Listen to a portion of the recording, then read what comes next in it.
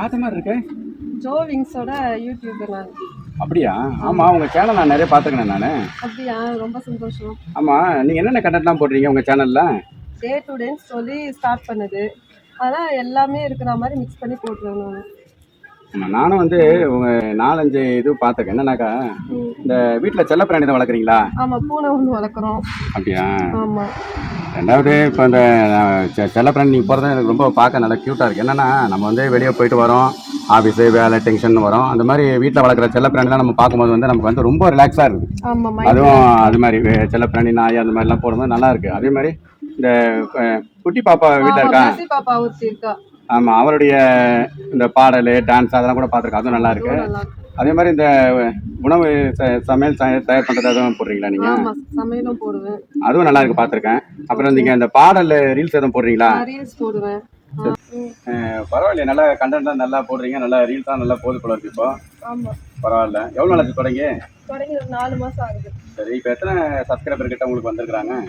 100 வந்துருக்கு. பரவாயில்லையா, ஒரு சீக்கிரத்தில் இத்தனை சப்ஸ்கிரைபர் வர்றது வந்து பெரிய விஷயம்தான். இன்னும் நீங்கள் கொஞ்சம் நல்லா ஒரு கண்டென்ட்லாம் போடுங்க. இன்னும் நிறைய சப்ஸ்கிரைபர் உங்களுக்கு வரணும். ஏன்னா எந்த ஒரு யூடியூப்பரும் வந்து டக்குன்னு சாதாரணமாக வளர்ந்துறதில்ல.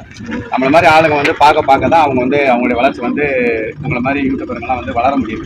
அது மாதிரி உங்களுடைய சேனலுக்கும் நிறைய பேர் வந்து பார்க்கணும், லைக் பண்ணணும், கமெண்ட் பண்ணணும், ஷேர் பண்ணணும். அப்படி இருக்கும்போது தான் நீங்களும் கொஞ்சம் வளர முடியும். அதுக்கு வந்து நேர்களான பொதுமக்கள் தான் நமக்கு வந்து சப்போர்ட் பண்ணணும்.